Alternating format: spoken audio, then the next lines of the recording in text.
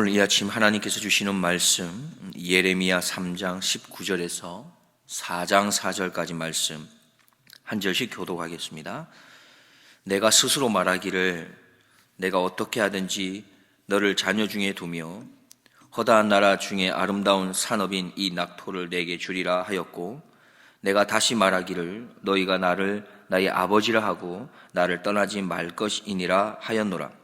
그런데 이스라엘 족속이 마치 아내가 그 남편을 속이고 떠난 같이 너희가 정령이 나를 속였느니라. 여호와의 말이니라. 소리가 자산 위에서 들리니 곧 이스라엘 자손의 애곡하며 간구하는 것이라. 그들이 그 길을 굽게 하며 자기 하나님 여호와를 잊어버렸음이로다. 배역한 자식들아 돌아오라. 내가 너희의 배역함을 고치리라. 보소서 우리가 주께 왔사오니 주는 우리 하나님 여호와이심이니이다. 작은 산들과 큰 산 위에 떠드는 무리에게 바라는 것은 참으로 호사라. 이스라엘의 구원은 진실로 우리 하나님 여호와께 있나이다. 부끄러운 그것이 우리의 어렸을 때로부터 우리 열조의 산업인 양떼와 소떼와 아들들과 딸들을 삼켰사온즉 우리는 수치 중에 눕겠고 우리는 수역에 덮이올 것이니 이는 우리와 우리 열조가 어렸을 때로부터 오늘까지 우리 하나님 여호와께 범죄하여 우리 하나님 여호와의 목소리를 청종치 아니하였음이니이다. 여호와께서 가라사대 이스라엘아 내가 돌아오려거든 내게로 돌아오라. 네가 만일 나의 목전에서 가증한 것을 버리고 마음이 요동치 아니하며 진실과 공평과 정의로 여호와의 삶을 가리켜 맹세하면 열방이 나로 인하여 스스로 복을 빌며 나로 인하여 자랑하리라. 나 여호와가 유다와 예루살렘 사람에게 이같이 이르노라. 너희 묵은 땅을 갈고 가시덤불 속에 파종하지 말라. 함께 보겠습니다. 유대인과 예루살렘 거민들아 너희는 스스로 할례를 행하여 너희 마음 가죽을 베고 나 여호와께 속하라. 그렇지 아니하면 너희 행악을 인하여 나의 분노가 불같이 발하여 사르리니 그것을 끌 자가 없으리라. 아멘. 대부분의 엄마들이 처음 자녀를 가지게 됐을 때에 그 기대가 크고 그 애착이 특별히 더 많은 것 같습니다. 그 이유를 찾아본다면 처음으로 자녀를 키우기 때문에 잘 키우고자 하는 마음이 너무 커서 자녀를 위한 많은 준비를 하기 때문일 것입니다. 또한 그래서인지 처음 얻게 되는 자녀로부터 가지게 되는 어떻게 보면 실망도 조금 더 큰 것 같기도 합니다. 우리는 누군가에게 대한 기대가 있기 마련이죠. 그리고 어떤 누군가에게는 다른 사람에게보다 더 큰 기대를 가지기도 합니다. 여러 가지 이유가 있을 수 있지만 내가 바로 그 상대방에게 베풀었던 희생, 헌신, 사랑, 그리고 물질과 노력에 비례한다는 것은 우리가 인정하지 않을 수 없는 것입니다. 내가 그를 향하여 베푼 만큼에 대한 그런 기대감이 우리 안에 있게 되는 것이죠. 그래서 여러 자녀를 둔 엄마의 경우에 둘째, 셋째, 넷째보다는 첫째에 대한 기대가 크고 또한 그 기대가 큰 만큼 때론 실망도 큰 것인가 봅니다. 19절 말씀을 보면 내가 스스로 말하기를 내가 어떻게 하든지 너를 자녀 중에 두며 허다한 나라 중에 아름다운 산업인 이 낙토를 내게 주리라 하였고, 내가 다시 말하기를 너희가 나를 나의 아버지라 하고 나를 떠나지 말 것이니라 하였노라 했습니다. 하나님께서는 이스라엘에 대한 기대가 있었습니다. 그들을 하나님의 자녀로 삼고 또 아름다운 땅을 주고 그렇게 해서 다른 민족들 가운데서 또 가장 좋은 그런 유산들을 받을 수 있도록 한다면은 이스라엘이 당연히 하나님을 아버지라고 부르고 또 하나님만을 따르고 또 하나님을 떠나지 않을 것이다 라고 생각했던 거죠. 그런데 이스라엘은 그렇지 않았습니다. 정절을 지키지 않는 어떤 여인처럼 하나님을 배신했던 것이죠. 하나님께서는 엄청난 기대를 가지시면서 우리를 하나님 자녀로 삼아 주셨습니다. 왜냐하면 하나님께서 우리에게 엄청난 가치를 부여하셨기 때문에 그렇죠. 하나님께서는 우리를 향해서 무려 예수님의 목숨만큼의 가치를 부여했기 때문에 그렇습니다. 나의 가치를 함부로 내 마음대로 평가하지 마십시오.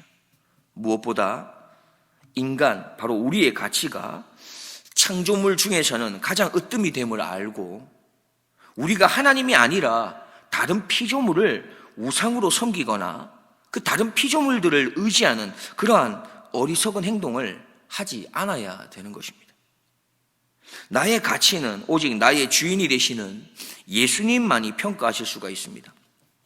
원어옥기는 이제부터라도 우리의 생명, 우리의 삶을 예수님 짤이라고 하는 그 가치에 합당하게 살아낼 수 있는 우리 모두가 되기를 주님의 이름으로 축복드립니다. 이어서 이스라엘의 아버지이신 하나님께서 예레미야 선지자를 통해서 말씀합니다. 22절에 보면은 배역한 자식들아 돌아오라, 내가 너희의 배역함을 고치리라 말씀합니다. 그러자 곧장 이스라엘의 고백이 그 뒤를 따라오지요. 보소서, 우리가 주께 왔사오니 주는 우리 하나님 여호와이심이니이다 라고 말합니다. 22절 이하 25절까지 이스라엘의 고백이 이어지고 있습니다. 돌아오라는 그 주님의 말씀에 즉각 우리가 주님께 돌아가겠다고 말하죠. 그리고는 주님만이 우리의 하나님이라고 고백합니다. 23절에는 지금까지 그들이 민둥산에서 그렇게 우상을 섬긴 것이 쓸데없는 일이었습니다 고백하지요. 그러면서 오직 하나님에게만 구원이 있다고 고백합니다. 24절 25절을 보면 또한 자신들이 하나님의 말씀을 청종하지 아니해서 조상들이 순종으로부터 얻었던 그 축복인 양떼와 소떼와 자녀들까지 상키움을 당하게 했다고 그렇게 고백하고 있습니다. 하나님의 백성이란 하나님의 음성을 들을 줄 압니다. 그리고 하나님의 백성은 하나님의 음성을 듣고 순종하는 자들입니다. 오늘 하나님께서 우리에게 들려주시는 분명한 음성, 하나님의 말씀 중에 한 가지는 바로 돌아오라라는 음성입니다. 혹시 우리에게 하나님이 아니라 세상으로 향하고 있는 마음이 있습니까? 세상으로 향하고 있는 발걸음이 있지는 않습니까? 잠시 생각해 보겠습니다. 우리에게 있어서 하나님께로 돌이켜 놓아야 할 것은 혹 무엇이 있으십니까? 하나님께서는 회개하여 돌이켜서 세상으로 향하던 그 시선을 하나님께로 향하는 것을 기뻐하십니다. 하나님께서 나에게 돌아오라고 말씀하실 때 우리는 지체하지 말고 돌아가야 합니다. 때로는 성경을 통해서, 때로는 우리의 예배 시간을 통해서, 때로는 찬양이나 혹은 나의 주변에 있는 어떤 사람을 통해서 하나님께서는 나에게 돌아오라, 회개하라 말씀하신다면 아직 나에게 기회가 있는 것입니다. 하나님의 은혜가 여전히 나에게 임하고 있는 것이지요. 끝으로 이러한 이스라엘의 고백이 있은 후에 하나님께서 이스라엘의 고백을 더 확고하게 하십니다. 하나님께서 이스라엘의 고백을 분명하게 하시기를 원하시면서 4장 1절 이하 4절에서 말씀합니다. 너희가 정말로 돌아오기를 원하느냐? 정말로 돌아오기를 원한다면 속히 돌아오라고 말씀하고 계십니다. 그리고 돌아오기 위해서는 반드시 해야 할 것을 말씀하시는데, 첫째는 우상을 하나님이 보는 앞에서 버려라 말씀하십니다. 두 번째는 그리고 난 이후에 마음이 흔들리지 않도록 하라 말씀하시죠. 그리고 세 번째는 너희의 삶에 있어서 진실한 그리고 공평, 정의로워야 할 것을 말씀하고 계십니다. 우리가 회개한다는 것은 우상 숭배와 불순종으로 인해서 내 마음에 자라나 있었던 그러한 가시덤불 같은 것들을 먼저 제거하는 것으로 시작합니다. 다시 말해 묵었던 그 땅을 기경하고 갈아엎는 것으로부터 시작한다는 겁니다. 내 안에 버려야 할 것, 잘라내야 할 것을 버리고 잘라내는 것에서 시작하는 겁니다. 여러분 다들 경험이 있겠지만 된장을 먹은 사람에게 있어서는 된장 냄새가 얼마나 많이 나는지 다들 경험하시지 않습니까? 고기 뷔페를 갔다 오고 나면 차마 누구 만나기가 조금 꺼려지죠. 고기 냄새가 너무 많이 나니까 피해갈 수가 없습니다. 우리가 하나님의 말씀을 매일같이 묵상하는 사람이라면 우리에게서는 하나님의 성품이 자연스럽게 나타나는 겁니다. 내 안에 하나님으로부터 온 그 구원의 감격이 가득한 사람이라면 나는 하나님으로부터 받은 그 용서와 긍휼과 사랑을 알기 때문에 나로부터는 당연히 용서와 긍휼과 사랑이 나타나야 되는 것입니다. 마찬가지로 진정으로 하나님께로 돌아오기로 결단한 사람에게는 세 가지의 모습이 나타나야 한다 말하고 있는 것이죠. 먼저는 하나님보다 우선순위에 두었던 우상을 버려야 한다는 겁니다. 하나님께로 진정으로 돌아오기를 원하는 사람에게 있어서는 하나님 이외에 다른 우선순위가 있을 수 없다 말씀합니다. 그리고 진정 하나님께로 돌아오는 사람에게는 이제는 더 이상 마음이 흔들리지 말아야 한다 말씀합니다. 그리고 너희의 삶에 진실됨이 나타나야 하고 공평함과 정의로움이 나타나는 그러한 삶이 이어야 한다 말씀하십니다.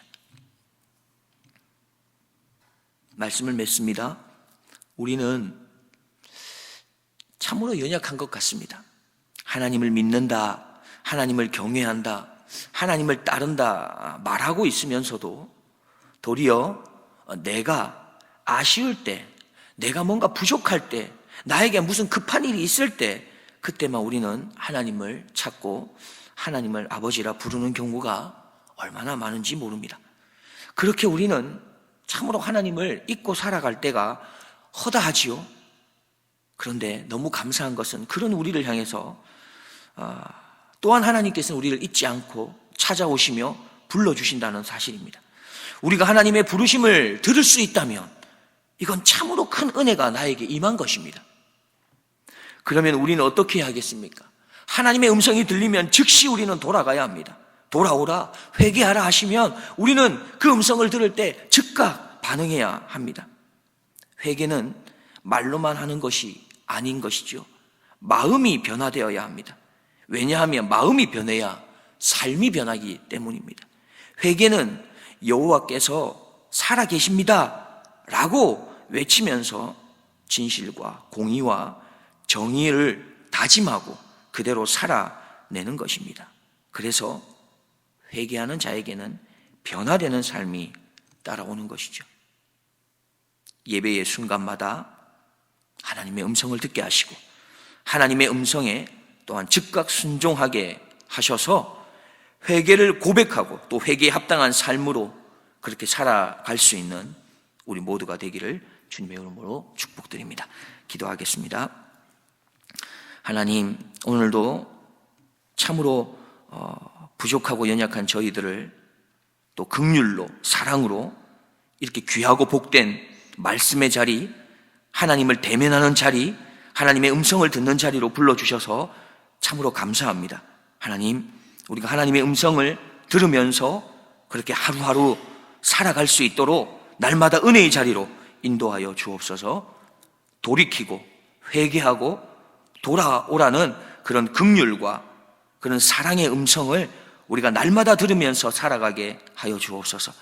주님의 음성이 들릴 때 우리는 즉각적으로 순종할 수 있는 그런 은혜의 마음이 우리에게 허락되게 하여 주옵소서. 하나님, 우리의 마음에 감동이 일어나게 하시고 그래서 변화된 삶으로까지 나아갈 수 있는 그렇게 진실과 공평과 정의의 사람으로 세워져가는 우리 모두가 되도록 주님 은혜를 베풀어 주시옵소서. 끝까지 나를 향해 돌아오라고 말씀하여 주시며 은혜의 자리로 불러주시는 나의 주님 예수 그리스도의 이름으로 기도드리옵나이다. 아멘.